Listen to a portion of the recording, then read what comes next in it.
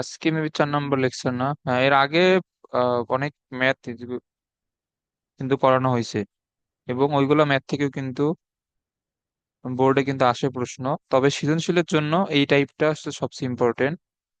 এই যে আমরা আজকে যে টাইপের ম্যাথ গুলো করবো টাইট্রেশনের উপর।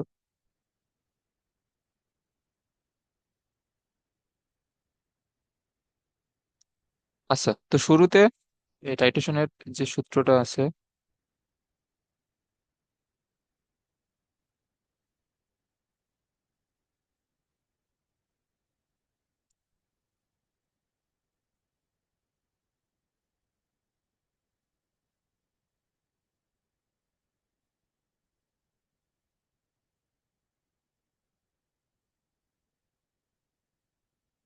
ওকে,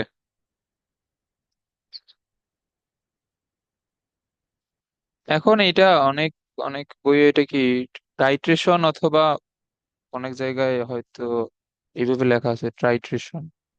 যাই হোক, একটা হইলেই হয়।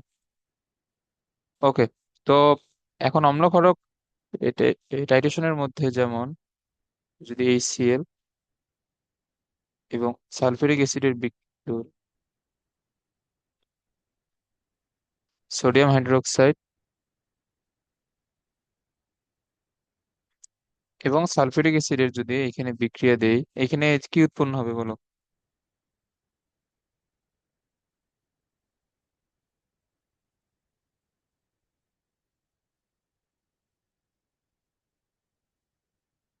সোডিয়াম সালফেট আর পানি। হ্যাঁ, এখানে উৎপন্ন হবে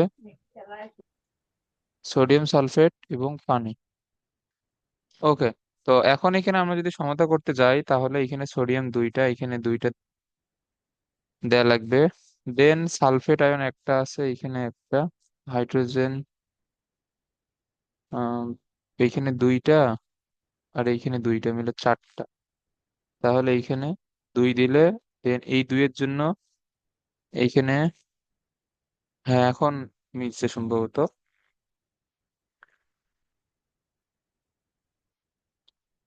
ওকে, এখন এইখানে এই যে খেয়াল করো, এটাকে আমরা যদি নর্মাল ভাবে যদি লিখি যে A ইন্টু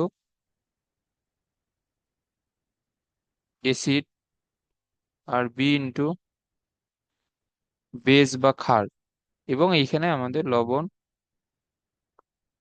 প্লাস পানি। আচ্ছা, এইখানে এই ক্ষারকের মোল সংখ্যা কত? এখানে 2 মোল না? এখানে ক্ষারকের মোল সংখ্যা আছে 2 মোল, আর এইখানে অ্যাসিডের মোল সংখ্যা আছে 1 মোল। ওকে,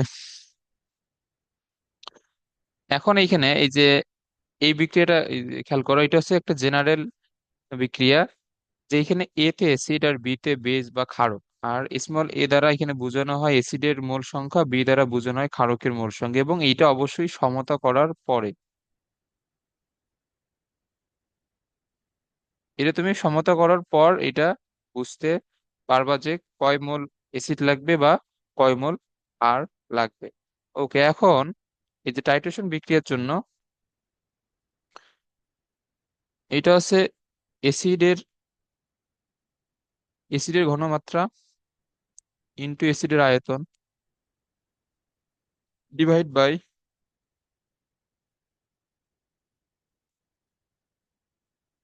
সেখানে এস আগে না লিখে, এটা হচ্ছে ক্ষারকের ঘনমাত্রা।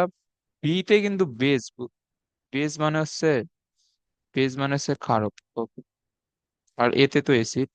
তো উপরে অ্যাসিডের ঘনমাত্রা ইনটু অ্যাসিডের আয়তন, নিচে হচ্ছে ক্ষারকের ঘনমাত্রা ইনটু ক্ষারকের আয়তন is equal to A B. এই যে স্মল এ বি কি, এ হচ্ছে অ্যাসিডের মোল সংখ্যা, আর বি কি, বি হচ্ছে ক্ষারকের মোল সংখ্যা।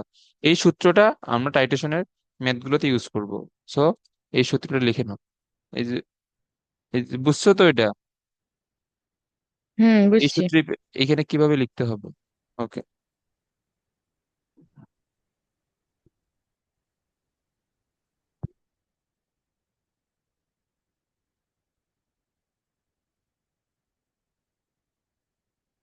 ওকে,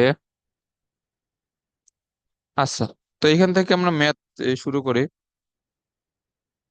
কোনো কৌষ্টিক সোডা দ্রবণের, আচ্ছা, এই যে এইসব জিনিস কিন্তু ভালোভাবে জেনে রাখতে হবে। এই যে এটা হচ্ছে কৌষ্টিক সোডা। তো কৌষ্টিক সোডা হচ্ছে সোডিয়াম। Sodium hydroxide. আর যদি বলে যে তোমার কৌষ্টিক পটাশ, এটা কি? Potassium hydroxide. হ্যাঁ, এটা হচ্ছে পটাশিয়াম হাইড্রোক্সাইড।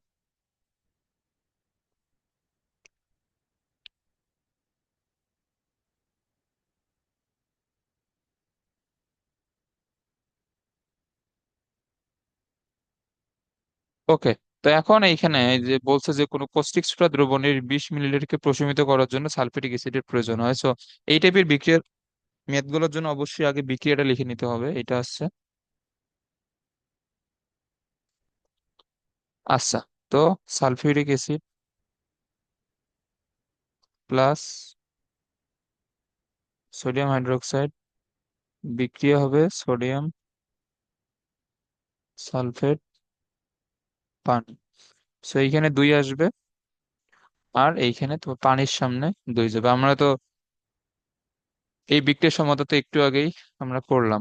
ওকে, তো এইখানে সমতা করার পর এখানে দেখা যাচ্ছে যে এর 1 মোল, এর 2 মোল। ওকে, আচ্ছা, তো এখন আমাদের যেটা সূত্র ছিল, এসিডের ঘনমাত্রা ইন্টু এসিডের আয়তন ডিভাইড বাই ক্ষারের ঘনমাত্রা ইন্টু আয়তন, এ বাই বি। এখন তুমি এখানে S1 V1 S2 V2 লিখতে পারো, কোনো সমস্যা নেই। আচ্ছা, তো এখন যেগুলো মান এখানে দেয়া আছে, এখন দেখো এসিডের হচ্ছে 0.5 মোলার সালফিউরিক অ্যাসিড, মানে এটা হচ্ছে 0.5। আর এর আয়তন এই যে কত, এর আয়তন হচ্ছে 20.5। আর নিচে হচ্ছে ক্ষারক। ওকে, এখানে তো ক্ষারকের ঘনমাত্রা দেয়া নাই, সো SB এটা বের করব। আর এখানে ভিবি এবং এই ক্ষারকের আয়তন দেওয়া 20 মিলিলিটার। এখন দেখো তুমি উপরেও মিলিলিটার, নিচেও মিলিলিটার, এখন দুইটা একক সেম থাকলে তো সমস্যা নাই, কারণ এটা ভাগ অবস্থায় আছে, অথবা গুণ অবস্থায় থাকলেও দুইটা একক সেম থাকলে কোনো প্রবলেম নাই। তুমি এটাকে লিটারে নেওয়ার জন্য 1000 দ্বারা যে ভাগ করবে, এটা দুই দিক থেকে কিন্তু চলে যাবে। ওকে, আর এখানে এর মান এই যে কত বলো তো?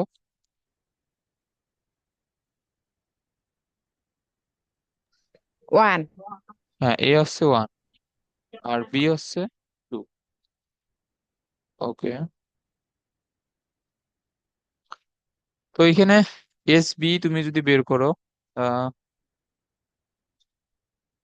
এটা আসবে কত, 0.5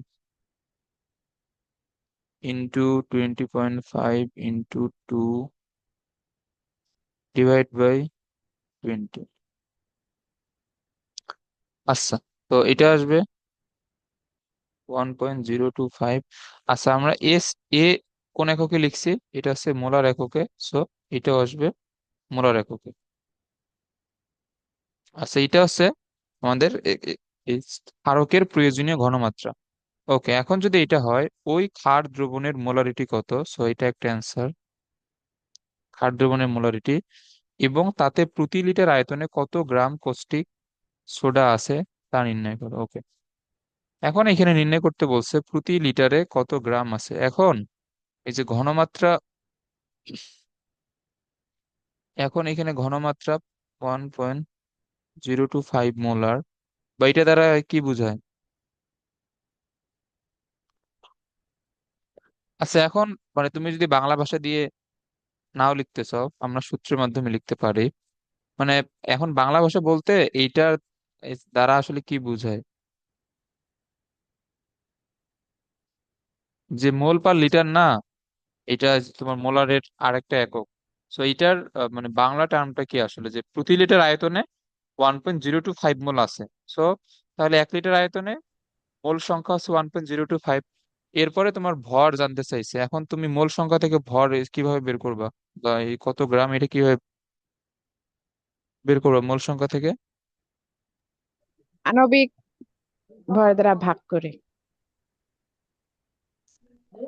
ভাগ করে মূল সংখ্যা থেকে গ্রামে গেলে, যাইতে গেলে ভাগ করা লাগে।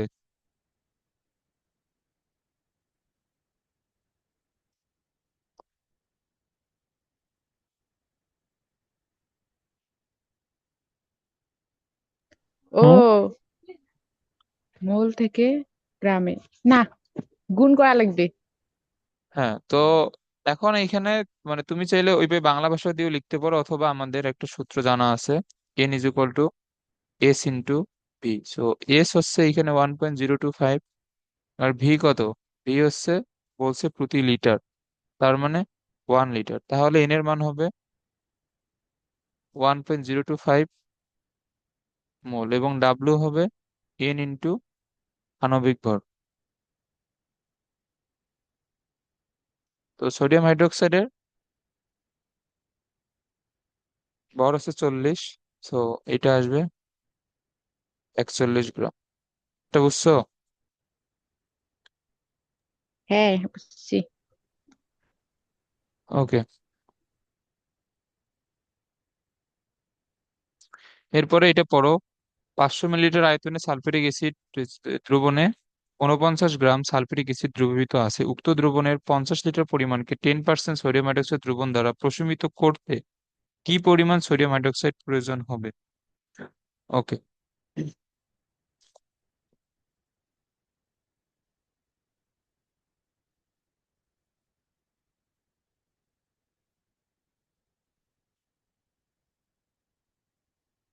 আচ্ছা, এখন এইখানে খেয়াল করো, এটা যেহেতু অ্যাসিড এবং আমাদের একটা ক্ষারের মধ্যে বিক্রিয়া, সো আগে বিক্রিয়াটা লিখে নিব। প্লাস,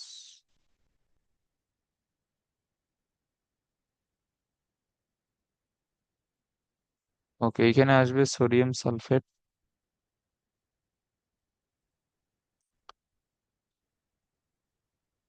এবং পানি, এইখানে 2, এইখানে 2। সেম বিক্রিয়া বারবার আসতেছে, এটা হচ্ছে 1 মোল 2 মোল, সো এখানে বিক্রিয়াটা হবে S A V A S B V B A by B. আচ্ছা, এখন দেখো এইখানে কিন্তু অ্যাসিডের তো ঘনমাত্রা দেয়া নাই। ওকে, আচ্ছা, এটা আপাতত থাক। আচ্ছা দেখো, এখন এইখানে তোমার এই যে তোমার বলছে যে অ্যাসিডের আয়তন 500 মিলিলিটার, বাট 500 মিলিলিটার কি এখানে তোমার টাইট্রেশন করা হয়েছে? এখানে এই প্রশ্নটা ভালোভাবে পড়ো, এখানে বলছে অ্যাসিড দ্রবণের 50 ml কে সোডিয়াম হাইড্রোক্সাইড দ্বারা এই প্রশমিত করতে কি পরিমাণ সোডিয়াম হাইড্রোক্সাইড লাগবে। এখন তোমার অ্যাসিডের মানে তোমার টাইট্রেশনে ব্যবহৃত অ্যাসিডের আয়তন কিন্তু 500 মিলিলিটার না, এটা কত? এটা হচ্ছে 50 মিলিলিটার। ওকে। আর এখন এই যে এস বি দেওয়া নাই, আর ভিবি তো বের করতে বলছে আমাদের। এ কত? অ্যাসিডের মোল সংখ্যা 1, বি হচ্ছে ক্ষারের মোল সংখ্যা 2। সো এখন এইখানে কি কি বের করা লাগবে? আমাদের এইখানে ভিবিটা জানতে চাইছে যে কি পরিমাণ সোডিয়াম হাইড্রোক্সাইড দ্রবণ লাগবে, মানে সোডিয়াম হাইড্রোক্সাইড দ্রবণের আয়তন জানতে চাইছে। তো আমাদের এখন পর্যন্ত এস এ অজানা এবং এস বি ও অজানা, সো দুইটাই বের করতে হবে এইখান থেকে। আচ্ছা, তো এইখান থেকে আমরা এটা কিভাবে বের করব বলো? অ্যাসিডের ঘনমাত্রা কিভাবে বের করব?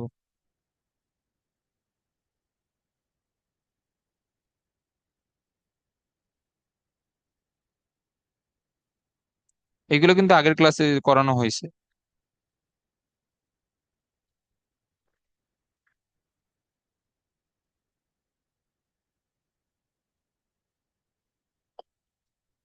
এই জন্য এই যে বলছিলাম যে আগের সব ম্যাথ দেখে আসতে। এইখানে অ্যাসিডের অ্যাসিডের ক্ষেত্রে এখানে কি কি দেয়া আছে বলো তো?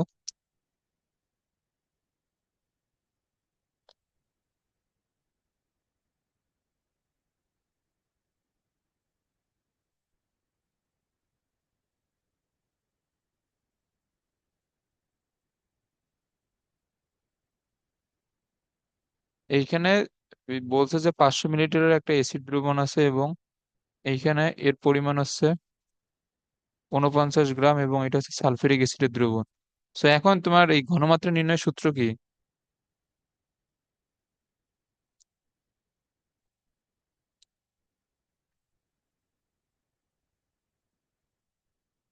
ঘনমাত্রা নির্ণয়ের সূত্র কি বলো?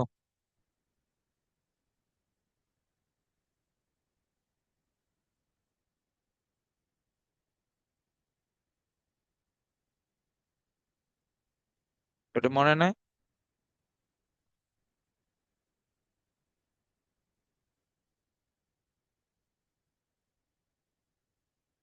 হুম। না, মনে তো নাই।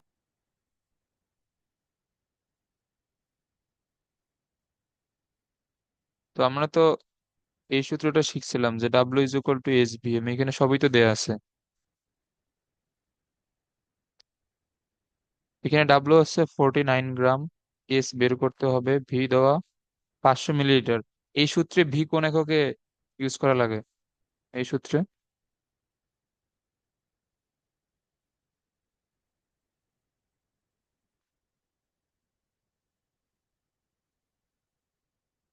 এগুলো কিছুই মনে নাই। এই সূত্রে ভি ইউজ করা লাগে লিটার এককে, সো এটা হবে 0.5। আর এম হচ্ছে যে 98 সালফিউরিক অ্যাসিডের জন্য।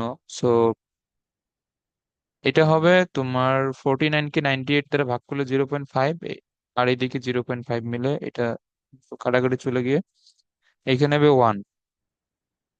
তো এইটা হচ্ছে অ্যাসিড দ্রবণের এই ঘনমাত্রা হচ্ছে 1। আবার এইখানে এস বিও লাগবে। তো ক্ষার দ্রবণের ঘনমাত্রা,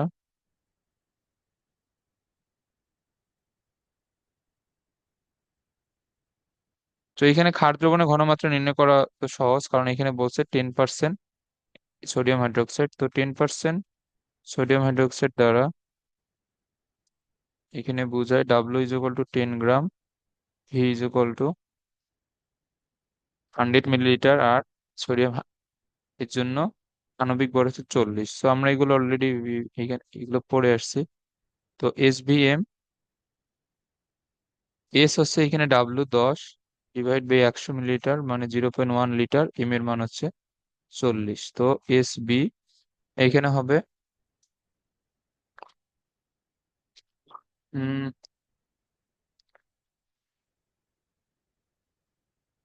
এটা হচ্ছে 2.5 আসে, 10/4, 2.5 mole per litre. So S A এবং এস বি আমরা বের করলাম। সো এখানে এখন এখানে বসাই দাও।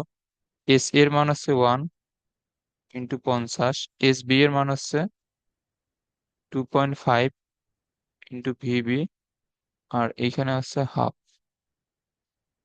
সো ভিবি হবে আসলে 50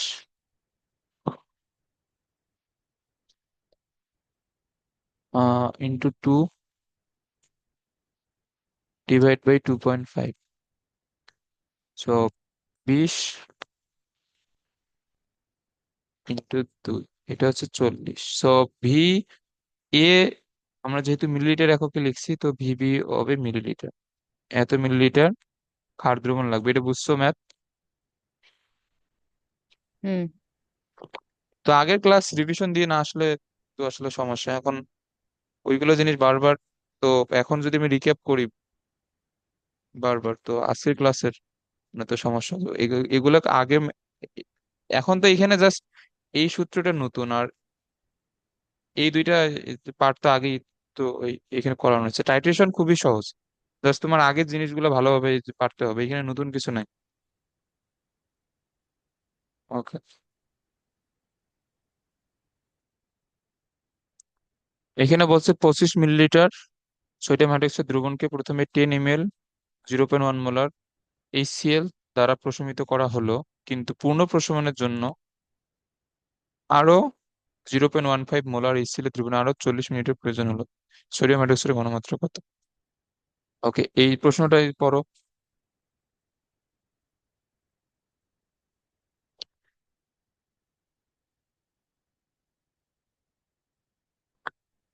এখন এই প্রশ্নটাতে হচ্ছে যে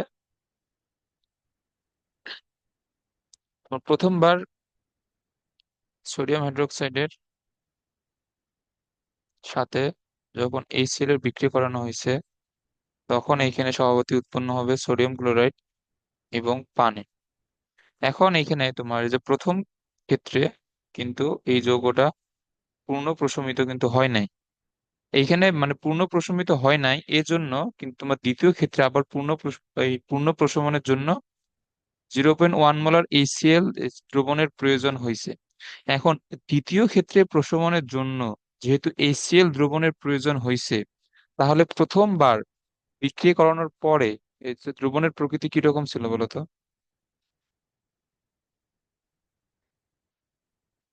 ক্ষারীয়। হ্যাঁ, এইখানে কিন্তু তোমার প্রথমবার বিক্রিয়া করানোর পরে দ্রবণের প্রকৃতি ছিল ক্ষারীয়, এই জন্য দ্বিতীয়বার আবার কিন্তু অ্যাসিড দ্রবণের প্রয়োজন হয়েছে। তো এটা আগে বুঝতে হবে যে তোমার প্রথম ক্ষেত্রে এই দ্রবণটা ক্ষারীয় ছিল। ওকে। আচ্ছা, এখন আমরা যদি এখানে লিখি যে এর এক মোল।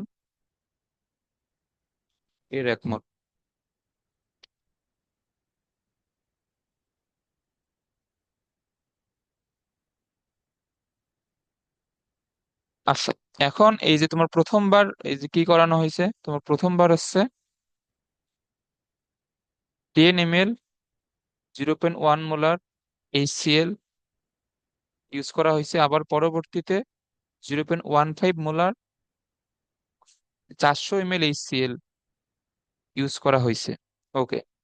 তো আমরা এই দুই ক্ষেত্রে তোমার কি পরিমাণে সোডিয়াম হাইড্রোক্সাইড লাগছে এটা প্রথমে বের করব, মানে তোমার দুইবার বিক্রিয়া এই ক্ষেত্রে আর কি। তো এখন প্রথম ক্ষেত্রে আহ এখন প্রথম ক্ষেত্রে হচ্ছে যে আমি যদি সূত্রটা লিখি যে SA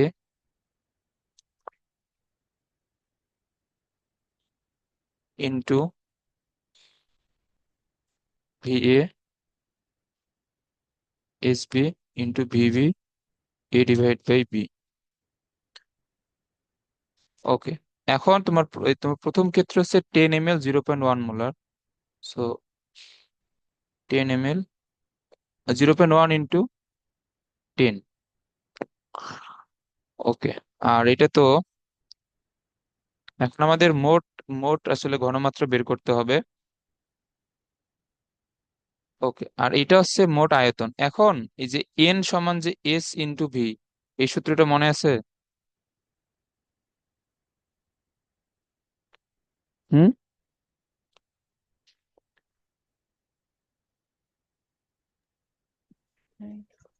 আছে।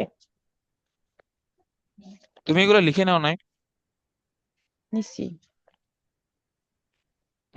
ওকে, তো এইখানে এন সমান S ইন্টু V মানে তোমার আয়তন ইন্টু ঘনমাত্রা মানে হচ্ছে মোল সংখ্যা। সো এইখানে আমাদের এই যে তোমার এইখানে SB কিন্তু দেওয়া নাই, আবার VB এটাও কিন্তু অজানা। অজানা কেন? কারণ হচ্ছে যে এইখানে তোমার 25 মিলিলিটার পুরোটাই কি টাইট্রেশন ইউজ হয়েছে? টাইট্রেশনে কিন্তু ইউজ হয় নাই। 25 মিলিলিটার এটা কি তোমার প্রথম টাইট্রেশনে পুরোটাই ইউজ হয় নাই, এখানে অবশ্যই কিছু পরিমাণ অবশিষ্ট ছিল, জন্য প্রথম ক্ষেত্রে দ্রবণটা ক্ষারীয়। এরপরে এর জন্য আরো অ্যাসিড দ্রবণের প্রয়োজন হয়েছে। তো আমরা এখানে এটা না রেখে এটাকে মোল সংখ্যা আকারে লিখি। এখন মোল সংখ্যা আকারে লেখার কারণ কি একটু পরে বলতেছি।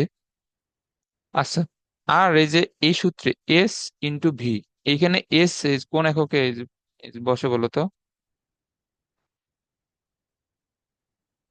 আচ্ছা দাঁড়াও, তুমি এইখানে এইভাবে বললে এটা এখানে কনফিউশন ক্রিয়েট হবে। আচ্ছা, এটা এটা আপাতত বাদ, আমরা নর্মালি করি। ওকে। এখন এইখানে তোমার অ্যাসিডের মোল সংখ্যা কি হবে?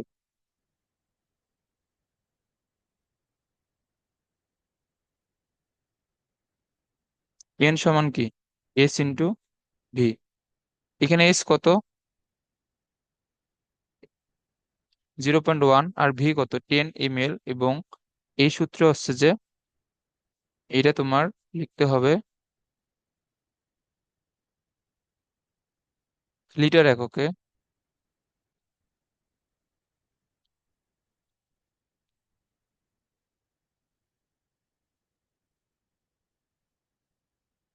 ও, হুম,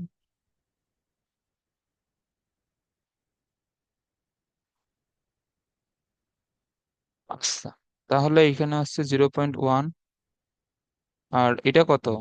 এটা হচ্ছে 10 / 1000, 0.01, এটা হবে না? আর এই দুটো গুণ করো তো, এই যে কি আসে? না, এমনি ক্যালকুলেটর ছাড়া বলো, এই দুটো গুণ করলে এই যে কি আসবে বলো দেখি। 0.001।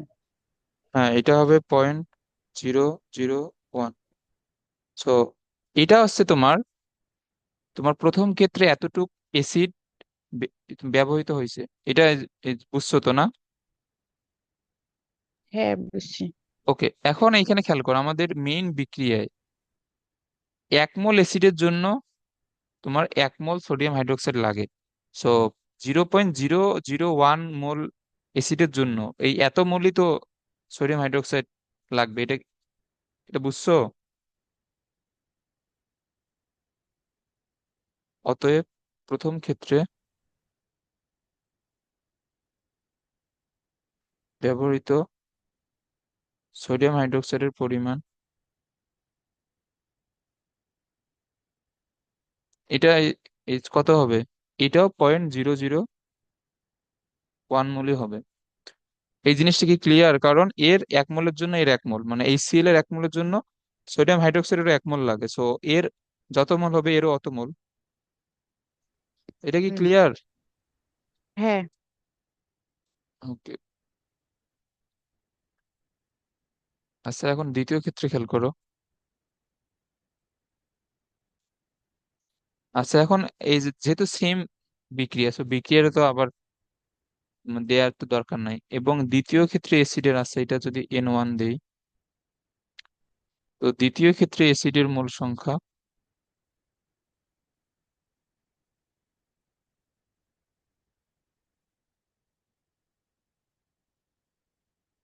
এটা কত? S × V, এস কত? 0.15, ভি হচ্ছে 400 / 1000,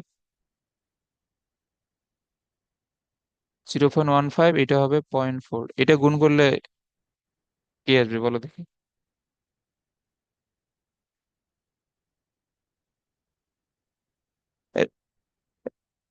ক্যালকুলেটর ছাড়া বলো এগুলো। আচ্ছা,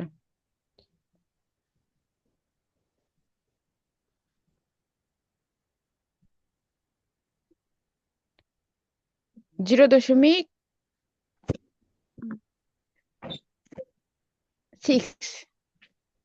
না, হয় নাই। ভুলেছি। মানে তুমি বলছো যে 0.6 নাকি? যেটা এটা বলছো? 0.60। না, এটা তো হয় নাই। এটা এখানে নিয়ম কি? এটা হচ্ছে তোমার তোমার 4 × 15 = 60 হবে না এটা গুণ করলে? 4 × 15 = 60, আর এখানে হুম। এইটাতে দশমিক হচ্ছে 2 ঘর, আর এটাতে 1 ঘর। হুম। এখন তাহলে গুণ করলে এখানে তোমার দশমিক মোট 3 ঘর সামনে বসবে। তো এটা কি হবে? এটা হবে 0.060। সো এখানে তোমার এই সামনের জিরোটা লিখলেও যা, না লিখলেও তাই, মানে 0.06।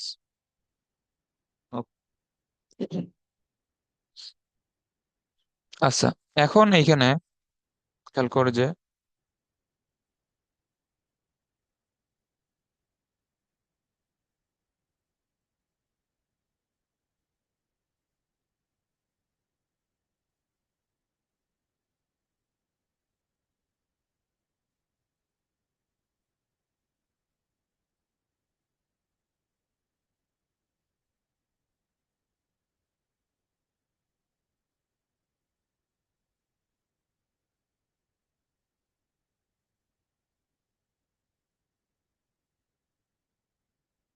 এইটা যোগ করলে কত হবে বলো তো?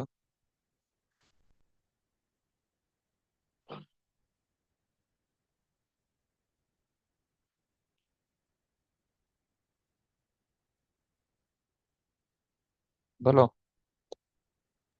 এটা হবে 0.061। হ্যাঁ, এটা হবে 0.061। ওকে। আচ্ছা, একটা জিনিস এইখানে যে এখানে খেয়াল করো। এখন একটা প্রশমন বিক্রিয়ায় মোট অ্যাসিড লাগছে 0.061 মোল। আর এই প্রশমন বিক্রিয়ায় 1 মোল অ্যাসিডের জন্য যদি 1 মোল ক্ষার লাগে, তাহলে এই পরিমাণে মোট অ্যাসিড লাগছে, তাহলে সম পরিমাণ ক্ষারও লাগবে এই প্রশমন বিক্রিয়ায়। এটা কি বুঝছো? মানে সম পরিমাণ লাগতেছে কেন? কারণ তাদের রেশিও হচ্ছে 1:1। এরও 1 মোল লাগে, এরও 1 মোল লাগে। আবার আগের বিক্রিয়ার জন্য কিন্তু রেশিও সেম হবে না। এইখানে তোমার যে পরিমাণে অ্যাসিড লাগে তার ডাবল পরিমাণে ক্ষার লাগে। এখন এটা মানে বিক্রিয়া এই ভেদে ভিন্ন ভিন্ন হবে আর কি। বাট এই যে সোডিয়াম হাইড্রোক্সাইড এবং HCl এর বিক্রিয়ার জন্য অ্যাসিড যতটুকু লাগবে, ক্ষারও ঠিক অতটুকুই লাগবে। এটাকে বুঝছো?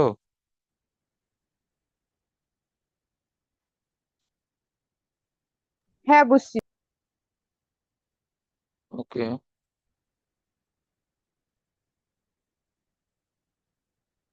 আচ্ছা, তাহলে এখানে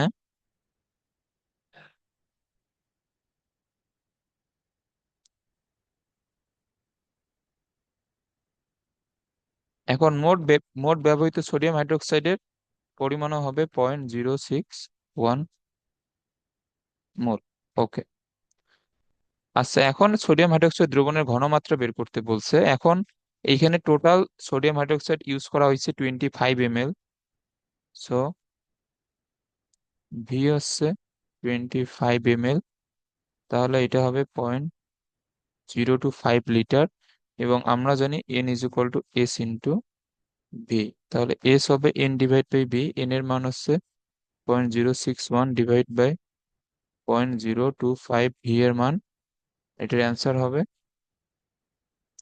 2.44। এবং এটা কোন এককে আসবে? মোল পার লিটার। এটা বুঝছো? হ্যাঁ, বুঝছি। এইগুলা ম্যাথ কিন্তু বোর্ডে আসবে একদম, একদম কনফার্ম। সো এইগুলা ভালোভাবে, এবং ম্যাথ এখন শুধু ক্লাস করে এখন যদি মানে ফালায় রাখো, নোট টোট না করো, নিজে প্র্যাকটিস না করো, সো এগুলো আলটিমেটলি কোনো লাভ হবে না। ওকে। এখন দেখো, এই যে এটা চট্টগ্রাম বোর্ড 19-এর, এইখানে দ্রবণের ঘনমাত্রা ppm এখন নির্ণয় করতে বলছে। সো ppm ppb অনেকবার করানো হয়েছে, এটা হোমওয়ার্ক করে নেবা।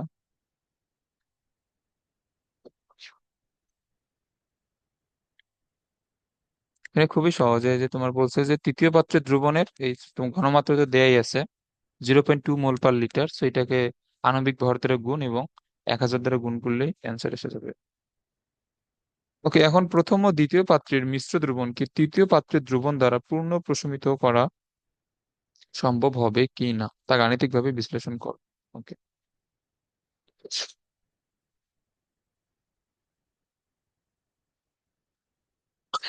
আচ্ছা, এখন এইখানে এইখানে আসছে যে আগে থেকে কিছু জিনিস তোমার বুঝতে হবে। এই ম্যাথটা খুবই ভালোভাবে মনোযোগ দিয়ে এই যে বুঝো আগে, কারণ এই টাইপেরই বাকি সব ম্যাথ।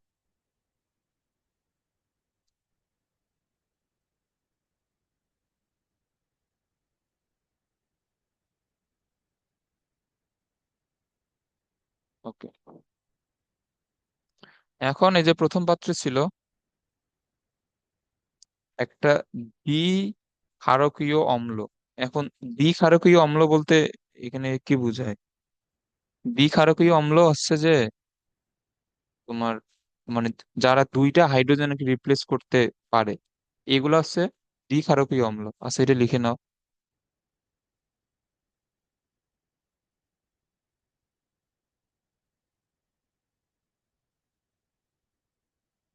দ্বি ক্ষারকীয় অম্ল যারা দুইটা হাইড্রোজেন ত্যাগ করতে পারে।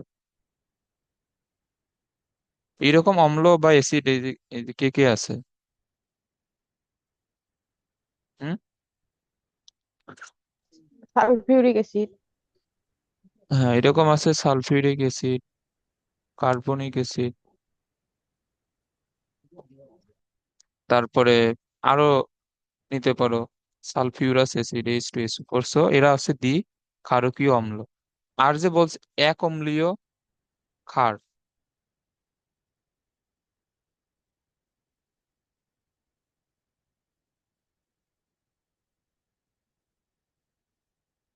এক অম্লীয় ক্ষার মানে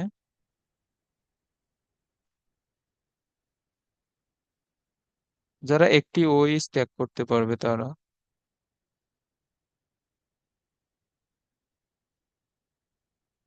ওকে, তো এরকম এই যে কারা কারা আছে যারা একটি OH ত্যাগ করতে পারে? Sodium hydroxide, potassium hydroxide. হ্যাঁ, সোডিয়াম হাইড্রোক্সাইড, পটাশিয়াম হাইড্রোক্সাইড, তারপরে অ্যামোনিয়াম হাইড্রোক্সাইড, এরা এরা হচ্ছে এক অম্লীয় ক্ষার। ওকে, তো এখন এখন তুমি এখান থেকে যে কোনো একটা নিয়ে তুমি বিক্রিয়াটা আচ্ছা, এখন যেটা আমি বলতে চাইলাম, এখন তোমার প্রথম পাত্রে হচ্ছে দ্বিক্ষারকীয় অম্ল। আমরা একটা দ্বিক্ষারকীয় অম্ল একটা ধরে নিলাম, H2SO4। আর একটা এক অম্লীয় ক্ষার আমরা ধরে নিলাম সোডিয়াম হাইড্রোক্সাইড অথবা পটাশিয়াম হাইড্রোক্সাইড। এবং তৃতীয় পাত্রে আছে নাইট্রিক অ্যাসিড। এখন এখানে জিজ্ঞেস করছে যে প্রথম এবং দ্বিতীয় পাত্রের মিশ্রণকে তুমি যদি 1 আর 2 নাম্বার পাত্র মিশ্রিত করো, এই দুইটাকে তোমার মিশ্রণের পরে আবার আবার প্রশমিত করার জন্য তৃতীয় পাত্র এনাফ কি না, মানে তোমার তৃতীয় পাত্রের দ্রবণ প্রথম দুই পাত্রের মিশ্রণকে প্রশমিত করতে পারবে কিনা। এখন প্রথম দুইটা পাত্র মিশ্রণ করার পর তৃতীয় পাত্র দরকার হচ্ছে, কারণ প্রথম